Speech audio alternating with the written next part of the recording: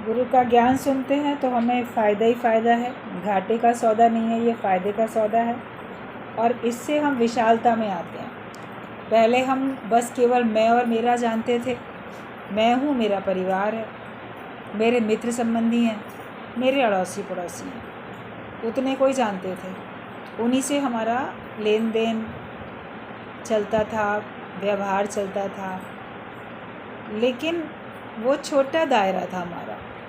अभी सत्संग में आने के बाद जब गुरु का हमको सानिध्य मिलता है, उसका अपनापन मिलता है, तो गुरु का पूरा परिवार हमारा अपना परिवार बन जाता है। तो हम और विशालता में आ जाते हैं, क्योंकि यहाँ पे कोई हमारे सगे संबंधी नहीं है, हमारी जात बिरादरी के नहीं है, हमारे अड़ोस पड़ोस के नहीं हैं, लेकिन वो सब हमारे अपने हैं।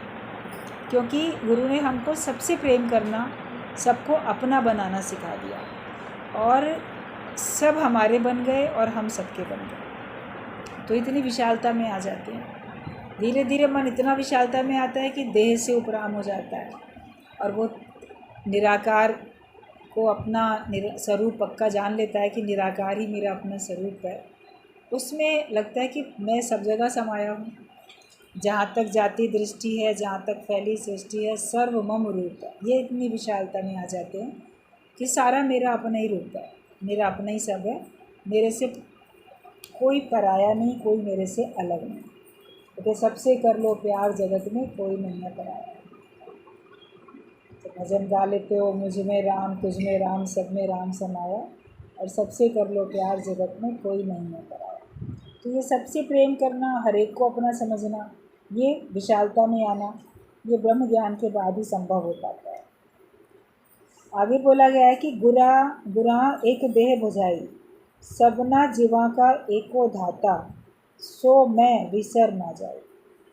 ये ग्रंथ साहब में आती है बात लाइन कि गुरु ने एक देह बुझाई है, मतलब एक देह के बारे में हमको बताया है कि सबना जीवा का एको धाता, जितने जीव हैं सबको धारण करने वाला एक है। दुनिया में तो बहुत सारे करोड़ों असंख्य जीव हैं जिनकी गिनती भी नहीं कर सकते। धरती के अंदर पलने वाले जीव हैं, धरती के ऊपर विचरण करने वाले जीव हैं, आसमान में उड़ने वाले जीव हैं। तो उसमें 84 लाख योनियाँ पूरी आ जाती हैं। तो कहा कि सबको धारण करने वाला एक ही है, एक ही परमेश्वर ने, एक ही परमात्मा ने उन सबको, सारी देह उसी ने धारण की। ये बात गुरु हमको समझा देता है, ये समझ मिल जाती है। तो जब वैसे पढ़ते थे लोग, तो सबना जीवा का एको धाता, सो मैं विसर न जाए, ये बात मुझे भूल ना जाए, ये होता था। लेकिन सो मैं, वो मैं हूँ, ये विसर न जाए, ये हमें ब्रह्मज्ञानी गुरु बताता है। एक तो जीव भाव में आप रहते हो कि वो मैं भूल ना जाऊँ, लेकिन ये है कि वो मैं हूँ, ये बात मैं ना भूल जाऊँ। ये बात तो हमें ब्रह्मज्ञानी बताएगा ना, तत्वदर्शी ही गुरु हमको ये बात बताएगा। वरना सोचेंगे हाँ एक भगवान है जिसने सबको धारण कर रखा है, लेकिन वो मैं हूँ ये बात कहाँ समझ में आती थी, सोच भी नहीं सकता था कोई। तो इतनी विशालता में गुरु हमको ले आता है कि ये सब मैंने ही धारण किया। मैंने केवल अपना ये एक 5 तत्व का शरीर धारण नहीं कर रखा, इसके साथ साथ जितने भी दिखाई दे रहे हैं वो सब मैंने ही धारण कर रखे। तो कितना अपनापन आ जाएगा, ये उधर भी मैं हूँ, उधर भी मैं हूँ, उधर भी मैं हूँ, मुझसे अलग कोई और है ही नहीं। तो इतनी विशालता में गुरु हमको लेके आता है। उतनी विशालता में जब पहुँच जाओगे तो आपके लिए द्वैत समाप्त है, अद्वैत आत्मा में आ जाओ, और फिर आपका मोक्ष, मुक्ति है। क्योंकि जहाँ द्वैत नहीं है तो वहाँ तो मुक्ति मुक्ति है। जहाँ द्वैत है, दूजा भाव है, दूजा भाव होने में कहीं राग है, कहीं द्वेष है।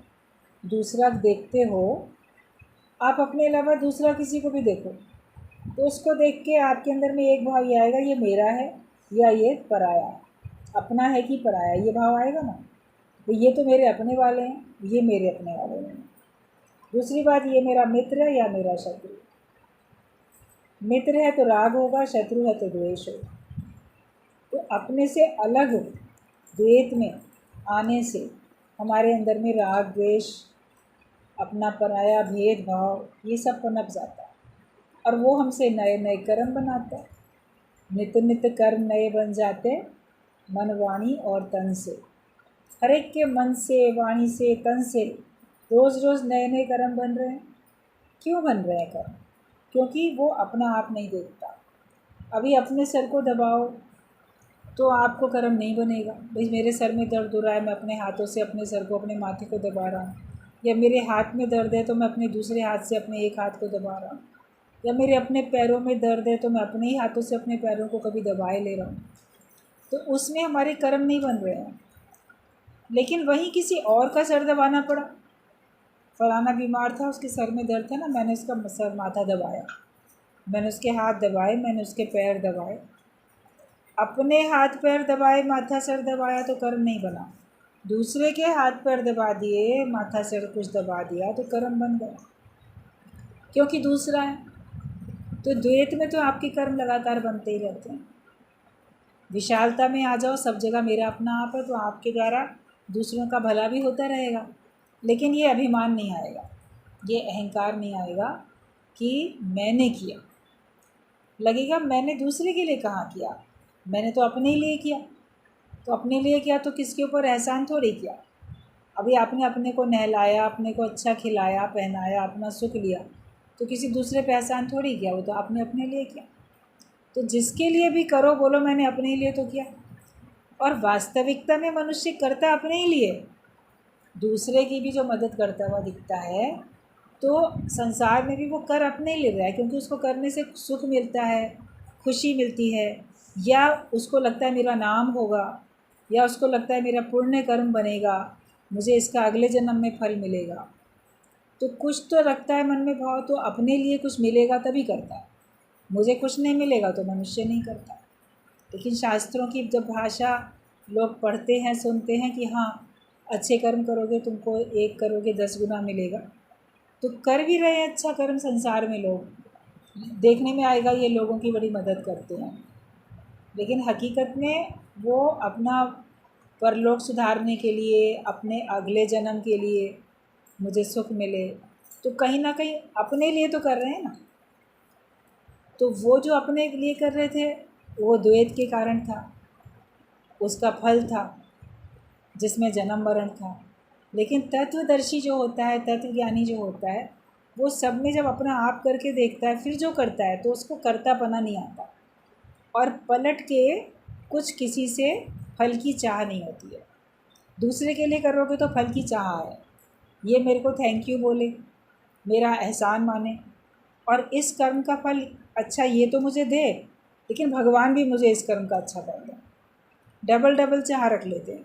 जिसकी मदद की वो भी हमको थैंक्स बोले, सारा जीवन मेरे आगे एहसानमंद होके रहे, या बदले में मेरी मदद करे, उससे भी फल चाह रहे हैं और भगवान से भी चाह रहे हैं। लेकिन जब आपने अपने ही लिए किया, अपने हाथ पैर दबाए, अपने को खिलाया, अपने को पिलाया, अपने को पहनाया, तब आप अपने से उम्मीद करते हो कि ये पलट के मेरे लिए करे, या भगवान से उम्मीद करते हो कि भगवान मैंने आज अपने को ऐसा किया था तुम भी करना। उसमें कोई एहसान नहीं होता, उसमें कोई कर्तापना नहीं होता। तो जब हर जगह ऐसा अपना आप आ जाता है, सर्वमम रूपे हो जाता है, तो कर्म तो आपसे बड़े सुंदर होते हैं, कर्म आपसे बहुत अच्छे होते हैं। लेकिन उन कर्मों का फल आप किसी से भी नहीं चाहते, ना अपने से, ना भगवान से, ना किसी और से। क्योंकि आपको जो करते समय जो आपको आनंद मिला, शांति मिली, संतोष मिला, खुशी मिली, उस कर्म को करते समय जो भी आपको आत्म संतोष मिला, वो ही उसका फल होता है। तो ये हमें हमेशा याद रखना है कि सब जीवों को धारण करने वाला मैं ही हूँ। तो मैं किसी के लिए कर रहा हूँ तो मैं किसी और के लिए थोड़ी कर रहा हूँ, अपने लिए तो कर रहा हूँ। जैसे अपने इस शरीर के लिए किया, वैसे किसी और के लिए किया, वो भी तो मेरा ही अपना आप है। तो फिर आपके कर्म नहीं बनते और आप इस आवागमन के चक्कर से छूट जाते हो। जब हम अपना आप देखेंगे तो कभी डर नहीं, विकार नहीं होंगे, समता योग में आ जाते हैं। ना किसी से डरो, ना किसी को डराओ, आत्मा में रहेंगे तो प्यार ही प्यार रहेगा। समता भाव में जब हम आते हैं, सबको एक समान करके देखते हैं, तो समता योग हो जाता है। जैसे उससे भी हमारा भगवान से योग लग जाता है, सबको एक करके देखने से हमारा भगवान से मिलन हो जाता है, योग लग जाता है। और सब जगह अपने आप करके देखते हैं तो किसी से डर भी नहीं। कोई और है तो उससे डर, अपने आप से क्या डर दूसरे से ही तो डर लगता है। और विकार भी दूसरे से ही होते हैं। कामना भी दूसरे से जुड़ी हुई है, क्रोध भी दूसरे से जुड़ा है, लोभ मोह अहंकार सब दूसरे से हैं। अकेले हो तो क्या करोगे, किसके आगे अहंकार दिखाओगे, किससे मोह करोगे, किससे लोभ, किससे क्रोध, किससे कौन सी इच्छा पूर्ति की बात करोगे, ये मुझे ये दे दे वो दे दे। तो विकार भी द्वैत में होते हैं, भय भी दूसरे में होता है, चिंताएं भी दूसरे की होती हैं। अपने को देह मान के अपने को अलग समझ लिया तो अपने लिए भी चिंता होती है, लेकिन चिंता जीव भाव के लिए हो रही है ना, देह के लिए, शरीर के लिए हो रही है। तो जो आत्मा के लिए तो कोई चिंता करने की आवश्यकता ही नहीं। तो हम आत्मा में रहेंगे तो फिर ना डर है ना विकार है, और आत्मा में रहेंगे तो प्यार ही प्यार, आपके अंदर सिर्फ प्रेम ही प्रेम है अगर आप आत्मा में रहोगे। ज्ञान का फ़ायदा ये है कि जीवन में स्थिरता और तृप्ति आ गई है। सर्व दुखों की निवृत्ति ही इस ज्ञान का फ़ायदा है। आपके सारे दुख दूर हो जाते हैं, एक दो दुख नहीं, सारे दुख। और जो बीत गए, जिन दुखों को आपने भोग लिया, उनकी भी आपको विस्मृति हो जाती है, भूल जाते हैं वो। इस समय जो आपको दुख मिल रहे हैं वो आपको दुख लगते ही नहीं हैं, आपको तो परीक्षा लगती है। आने वाले दुखों के लिए आप डरते नहीं हो, आप तैयार रहते हो, और दुख आते ही नहीं हैं क्योंकि अब आप भगवान के शुक्राने में रहते हो। दुख भी सुख लगता है, दुख दुख नहीं लगता, वो भी सुख लगता है, और उसमें आपको कोई दिक्कत परेशानी नहीं होती। आपको लगता है ये केवल परिवर्तन है, इसमें दुख नहीं है, ये केवल परिस्थितियों का परिवर्तन है। कोई व्यक्ति आज प्रेम करता है, कल नफरत करने लगे तो बोलो उसके विचारों का परिवर्तन है, इसके स्वभाव का परिवर्तन है। तो ये सब परिवर्तन ही है। कई लोग होते हैं जिनको कोई चीज़ पहले खाने पीने की सूट करती है, ओल्ड एज में नहीं सूट करती, तो परिवर्तन हो गया ना अपने शरीर में।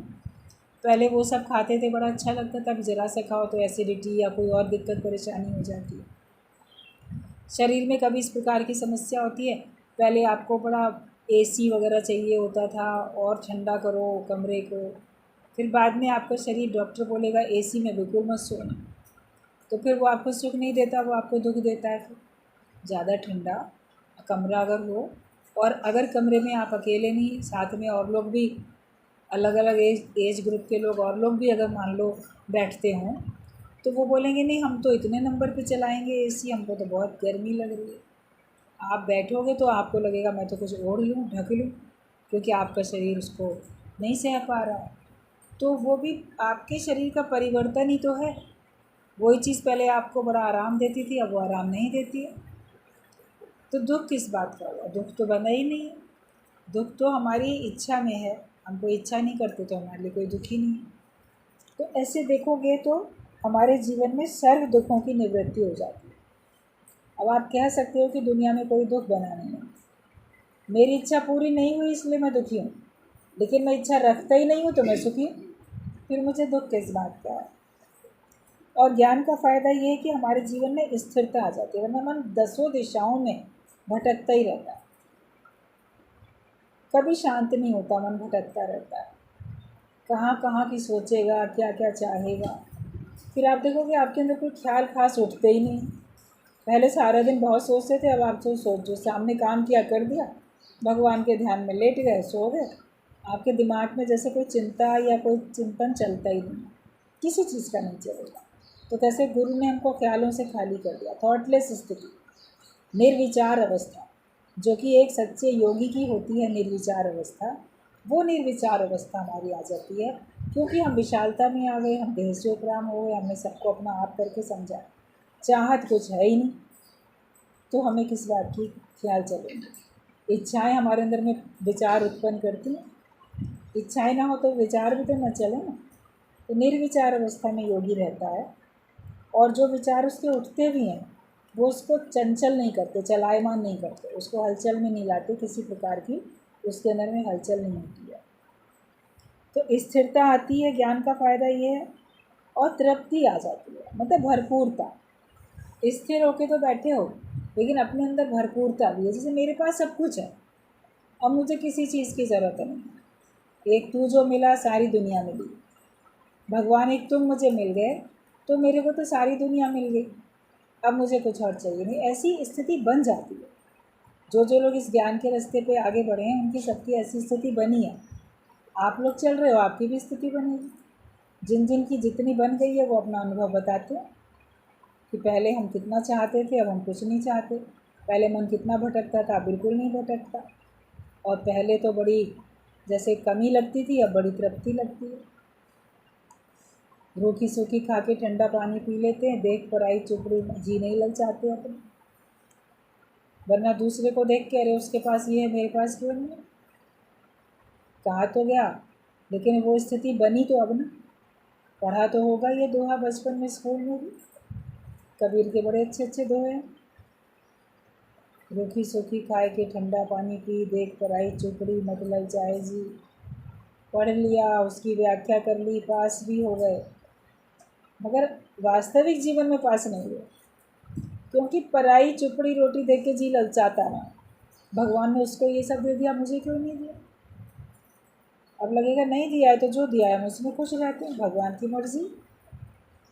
वो देना चाहेगा तो दे देगा, और भगवान नहीं दे रहा है तो इसके पीछे कोई रहस्य है ना, उसमें कोई हमारे लिए सुख छुपा हुआ है, नहीं दे रहा है।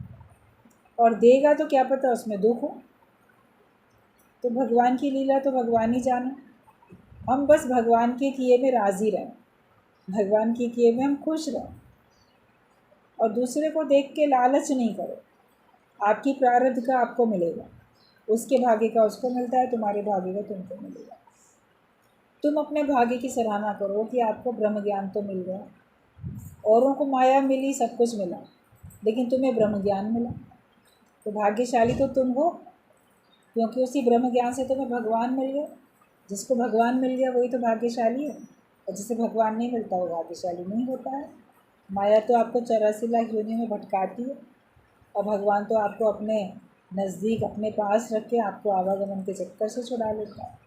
तो ये ज्ञान का फ़ायदा है कि हमारे सारे दुखों की निवृत्ति हो जाती है, हमको स्थिरता आती है, हमको तृप्ति आती है। अगर कोई भी बात लगती है, समझो अभी कुछ दे भाव है, किसी की बात बुरी लग गई, टच कर गई, मन दुखी हो गया, फिर जल्दी से बना भी लिया अपने आप को ज्ञान से। लेकिन जो हम थोड़े ऊंचा नीचा स्वभाव ऐसा होते रहते हैं, तो समझो कि अभी थोड़ा जीव भाव है, इसीलिए हो रहा है। उतना भी ख़त्म हो जाएगा तो आपको उतना भी नहीं लगेगा, एक पल के लिए भी आपको परेशानी नहीं लगेगी। ख्याल आता है, ज्ञान के विचार से काटते जाओ। जगत के अगर ख्याल आते हैं तो ज्ञान के विचार से काटो, लेकिन ख्याल आते जाएं और बार बार ज्ञान के विचार से काटते हो, इसका मतलब मन अभी ज़िंदा है, मन अभी सोच रहा है। ऐसे कोई विचार आया, आपने काट दिया, ख़त्म। लेकिन कोई विचार बार बार उठता रहता है, सेम बार बार वही बात वही बात। फिर बार बार अपने मन को बनाते रहते हैं, अरे मन ऐसा ना सोचो, जो गुरु ने कहा है वो सोचो। लेकिन कितना आप अपने मन को समझाते हो वो समझते ही नहीं है, फिर आपको वही जगत के ख्याल ले आता है। तो मतलब मन अभी ज़िंदा है। तो मन मारने की औषधि सतगुरु देत बताए, वो बताते हैं मन को अमन करने की औषधि। मन अपना दे दो गुरु को, मतलब मन के जो विचार तुमसे नहीं संभल रहे हैं, तुमसे नहीं वश में हो रहे हैं, वो विचार अपने बता दो। बता देने से आपका मन ख्याल नहीं लाएगा वैसे, क्योंकि आप बोलोगे अब मैंने ये समस्या उसको सौंप दी, ये बात बता दी, और अब गुरु जाने उसका काम जाने, भगवान को सौंप दिया, भगवान जाने उसका काम जाने, तू जाने तेरा काम। अब तुमको सौंप दिया है, अब जैसे भगवान तुम्हें चलाना है तुम वैसे चलाओ। इसलिए कहा गया मन बेचे सतगुरु के पास, तिस सेवक के कारज रास। जो अपने मन के विचार बताता रहता है उसके सारे काम ठीक ठीक बनते रहते हैं, और उसके सारे काम अच्छे भी लगते हैं। जन्म मरण का चक्कर जब तक मन जिंदा है तब तक रहेगा। पहले अपने मन में ऐसा वैराग्य आना चाहिए कि 3 लोक का राज्य कौवे की विष्ठा के समान लगे, तभी ज्ञान लगने की शुरुआत होती है। अष्टावक्र गीता में अष्टावक्र मुनि ने ये बात बोली है कि इतना वैराग्य हो कि तुमको तीनों लोकों का राज्य, पूरा स्वर्ग लोक तो पृथ्वी लोक तो पाताल लोक सब, जितना टोटल इसमें माया है, टोटल जितना धन है, टोटल जितने सुख हैं, वो सब भी अगर मुझे मिल जाएं तो मेरे लिए वो कौवे की विष्ठा के समान लगे। एग्ज़ाम्पल दिया गया, जैसे कौवा कहीं पे बीट कर देता है तो वो हमारे किसी भी काम की नहीं होती है। आती है किसी काम कौवे की विष्ठा? नहीं आती। गाय का तो गोबर फिर भी काम आ जाएगा, गाय भैंस का, और तो किसी का भी काम में नहीं आता। आपकी कौवे की विष्ठा तो किसी काम में नहीं, खाद बनने के काम में भी नहीं आएगी। मतलब इतनी निरर्थक। तो ये पूरी तीनों लोकों का साम्राज्य सुख अगर मुझे मिल भी जाए तो मेरे लिए वो इतना व्यर्थ है, इतना निरर्थक है। ऐसा वैराग्य पहले पक्का आए, तब तुमको ज्ञान लगेगा। अगर तुम्हें लगेगा कहीं कुछ है जहाँ से मुझे सुख मिल सकता है, वैराग्य नहीं है, कहीं पे राग है, तो फिर ब्रह्म ज्ञान तो नहीं लगेगा। समझ रहे हो, लेकिन पूरी तरह से ब्रह्म ज्ञानी बन नहीं पाओगे। दूसरी बात यह है कि मन वश करने के लिए कोई साधन नहीं करना है, बस विवेक से, विचार से मन के ख्यालों को काटो। तुम्हें और कोई साधन नहीं करना है। लोग ध्यान लगाते हैं, समाधि लगाते हैं, उतनी देर के लिए मन वश में होता है, फिर जब ध्यान से उठे, समाधि से उठे, फिर मन तंग करने लगता है। जैसे कोई स्प्रिंग वाली गद्दी होती है, उस पर कोई बैठ जाए तो वो दब जाती है, दबी रहती है, लगता है हाँ ये दब गई, लेकिन जब वहाँ से उठ के जाएगा तो स्प्रिंग वाली गद्दी वापस उठ जाएगी। तो ऐसी तुम्हारा मन, जितनी देर ध्यान समाधि लगाते हो वो दबा रहता है, उसमें कोई ख्याल नहीं उठते हैं। लेकिन फिर जब उठ के गए कहीं और तो फिर ख्याल उठने शुरू हो गए। सत्संग में जितनी देर बैठे हो शायद मन वश में है, फिर घर गए तो फिर ख्याल उठने शुरू हो गए। तो इससे अपना छुटकारा पाना, ये चलता रहता है। पहले आदत पड़ती है, सत्संग में बैठ के हमारा मन वश में होता है, वरना सत्संग में भी ख्याल चलते हैं। अभी कम से कम जिनका जितना मन वश में हुआ, उनको सत्संग में बैठ के सत्संग के ही ख्याल आएंगे, जगत के नहीं आएंगे। मगर फिर इतना अभ्यास करो कि 24 घंटे कहीं भी बैठो, आपको जगत के विचार आए, तंग ही ना करें। आए तो ज्ञान के विचार आए, जगत के विचार कोई से आए ही नहीं। अगर कोई ख्याल कभी आया भी तो आपको वो तंग ना करे। बैठे संसार में हो, घर गृहस्थ में हो, कभी कोई घर गृहस्थ का विचार आ भी सकता है, लेकिन वो तंग ना करे। उसका आप विवेक का इस्तेमाल करते हुए उसका कोई अच्छा समाधान निकाल लो, जिससे कि आपको बंधन भी ना हो और वो आपका काम भी सुचारू रूप से हो जाए। तो कोई साधन नहीं करना है मन को वश में करने के लिए, बस विवेक से, विचार से मन के ख्यालों को काटते जाओ। अपना विवेक का इस्तेमाल करो, ज्ञान के विचार दो, और जो मन में जगत के ख्याल चलते हैं उनको काटो। जितना भी सुख लोगे उतना दुख भी है, मज़ा है तो सज़ा भी है, होटल है तो हॉस्पिटल भी है, भोग है महारोग। जो जगत के जितने भोग भोगता है उसको उतना रोग लगता है, उतना उसको उसका भुगतान भुगतना पड़ता है। तो किसी भी रस के अधीन होकर ज्ञानी नहीं बैठता, वो सबसे निर्लेप न्यारा होकर बैठता है। मनुष्य कर्म करने के लिए स्वतंत्र है, परंतु फल भोगने के लिए परतंत्र। कर्म करने का अधिकार भगवान ने मनुष्य को दिया। भगवान ने मनुष्य को हूबहू अपने जैसा बनाया। जैसे भगवान कुछ भी कर सकता है, तो भगवान ने मनुष्य को अधिकार दिया, तुम भी कुछ भी कर सकते हो। अब अच्छा करो या बुरा करो, करने के लिए तुमको पूरी फ्रीडम है, लेकिन उसका फल भोगने के लिए तुम परतंत्र हो। उसका फल ज़रूर भुगतना पड़ेगा। उसमें तुम्हारा कुछ नहीं चलेगा कि मैं इसका फल तो भोगना चाहता हूँ और उस कर्म का फल मैं नहीं भोगना चाहता। तो ऐसा कभी नहीं होगा कि उसका कर्म तुम भोगो और उस वाले कर्म का फल तुम ना भोगो। भगवान को तुम अपना ये समझो कि उसने तुमको कृपा करके सारे कार्य करने की एक फ्रीडम दे दी, लेकिन फल भोगने के लिए तुम ज़रूर उसमें बंधे हुए हो।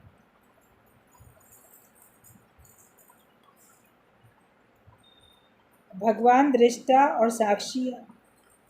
तुम भगवान को कभी दोष नहीं देना कि ये कर्म भगवान ने कराया। वो तो दृष्टा है, वो साक्षी है। वो तुमको कर्म करने से मना भी नहीं करेगा, क्योंकि तुमको अधिकार दिया है, तुम्हारी मर्ज़ी, तुम जो करो।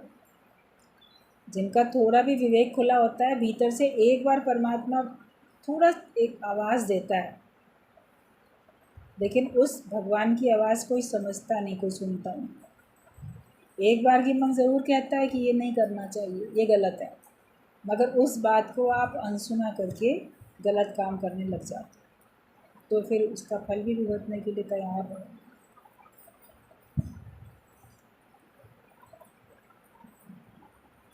भगवान के राज्य में इंसाफ ही इंसाफ होता है। कभी ये भी मत कहना कि भगवान जो है बेइंसाफ़ी कर रहा है। भगवान मेरे संग बड़ा बेइंसाफ़ी करता है, उसके संग बड़ा भगवान ने अच्छा कर दिया, तो उसके बुरे कर्मों का फल तो भगवान दे ही नहीं रहा, और मुझे मेरे अच्छे कर्मों का फल नहीं दे रहा है। तो दोष ना दो भगवान को। भगवान जो करते हैं वो इंसाफ से ही होगा, उसमें कोई बेइंसाफ़ी नहीं है।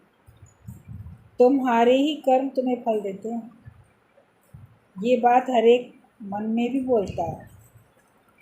पता नहीं मेरे कौन से कर्मों का फल मुझे मिल रहा है, मन में भी बोलता है ये, पता नहीं ये बात भगवान से या किसी से, अपने आप से। लेकिन फिर कहता है कि भगवान ने मेरे को कौन से कर्म का फल दे दिया, तो तुम्हें याद नहीं है, मगर कर्म तो तुम्हारे ही हैं। तो ये तो बोल भी देते हो कि भगवान कौन से कर्मों का फल दे रहे हो, तो ये याद रखो कर्म तो तुम्ही ने किए थे, और बुरे कर्मों के लिए सावधान सुजाग तो किया ही होगा कभी ना कभी, किसी न किसी ने। बचपन में बच्चों को अच्छी बातें हर घर में बताई जाती हैं, जहाँ तक हम समझते हैं, तो वो फिर भी बुरा करते हैं, तो उनकी अपनी मर्ज़ी है। तो हर एक बोलता तो है कि ये मैंने ही किया है, लेकिन मानता नहीं है। ब्रह्म ज्ञानी ना सत्कर्म करता है ना बदकर्म करता है, उसके अंदर में कोई कर्तापना नहीं है, मैंने सत्कर्म किया कि मैंने बदकर्म किया, वो कोई कर्म नहीं करता, इसलिए वो किसी कर्म को फल को भोगने वाला भी नहीं बनता। वो ये जानता है कर्म शरीर से हुए या मन से हुए, तो अगर शरीर के ऊपर कोई समस्या तकलीफ़ आती है या मन में कोई कष्ट उठता है, तो ये तन और मन ने किए कर्म, तो उनको उनका फल मिल रहा है। मैं मन को भी देखने वाला और तन को भी देखने वाला हूँ, ये मेरे से अलग है, ना मैं मन हूँ ना मैं तन हूँ, ये मेरे से अलग हैं और मैं इनको देखने वाला हूँ, इसलिए वो किसी भी कर्म के फल को भोगने वाला नहीं बनता है। ब्रह्म ज्ञानी की होती है लीला, जैसे राम लीला कृष्ण लीला होती है, तो ब्रह्म ज्ञानी की भी लीला होती है कि उसके में भी आप उतार चढ़ाव देखते हो, क्या क्या कर्म करिए, उसने किए नहीं किए, आप कहते हो उन्होंने ऐसा किया वैसा किया, तो उन्होंने अंदर से देखा जाए तो कुछ नहीं किया, उनके द्वारा भगवान कुछ लीला कराता है जिससे बाकी देखने वालों को आदर्श और शिक्षा मिले। तो वो किसी भी कर्म का कर्ता नहीं बनता, ना बुरे कर्म का ना अच्छे कर्म का। बुरे कर्म होते ही नहीं, अच्छे कर्मों का वो कर्तापन उसमें आता नहीं। मन तुम्हें नीचे लेके जाता है और गुरु तुम्हें हमेशा ऊपर चढ़ाता है। जो मन है तुम्हारा वो तुमको नीचाई की तरफ लेके जाएगा, हमेशा देह में ले जाएगा, जगत में ले जाएगा, माया में ले जाएगा। लेकिन गुरु तुमको हर बात से उपराम करता है, कर्मों से ऊँचे उठो, माया से ऊपर उठो, हर बात से ऊपर उठते जाओ। कहते हो ना ऊपर वाला भगवान है, तो तुम जब हर बात से उपराम हो जाओ, ऊपर उठ जाओ, तो तुम ही भगवान का रूप बन जाते हो। सुंदर में सुंदर भविष्य तुम्हारा है। अगर तुम सत्संग में आके ज्ञान पक्का करते हो तो समझो कि सुंदर से सुंदर भविष्य आगे तुम्हारा है। कोई भी दुख का दिन तुम्हारे लिए नहीं बना है, पर ज्ञान को अमल में लाना ज़रूरी है। अगर ज्ञान को अपने व्यवहार में उतारोगे तब तुम्हारे लिए कोई दुख नहीं बना है। तुमने तो कहा गुरु से कि तुम मेरे हो, पर क्या गुरु ने भी कहा कि तुम मेरे हो? ये सोचो। आप कहते हो गुरु तुम मेरे हो, मैं तुम्हारा हूँ, तुम मेरे हो, लेकिन कभी गुरु ने भी कहा तुम मेरे हो? ये गुरु तो तुमको तभी कहेगा ना जब तुमको ज्ञान के हिसाब से चलता हुआ देखेगा। अभी तो गुरु बोलेगा तुम तो घर वालों के हो, तुम तो पति के हो, तुम तो संतान के हो, तुम तो इनके हो, तुम तो समाज के हो, हमारे कहाँ हो तुम? जब टोटल गुरु कह सके तुम टोटल गुरुवान बन जाओ, गुरु के बन जाओ, तब तो गुरु कहेगा तुम मेरे हो। गुरु का तुम्हारे पर अधिकार होगा तब तो कह सकेगा गुरु तुम मेरे।